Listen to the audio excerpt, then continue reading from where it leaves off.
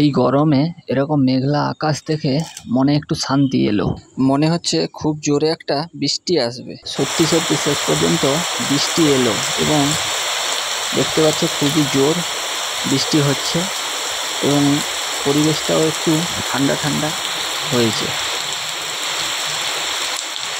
এদিকে বাবা বৃষ্টি থামতেই রান্নার জন্য ঝিঙে গাছ থেকে কিছু ঝিঙে কাটছে। এবছর আমাদের ঝিঙে গাছগুলায় অনেক ঝিঙে ধরেছে এবং খুব বেশ বড় বড় ঝিঙে হয়েছে।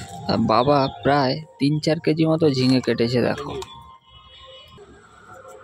আমি তারপর চলে এলাম, মুরগিকে খাবার দিতে হবে তাই ভাতগুলো বের করে নিচ্ছে একটা বাটিতে।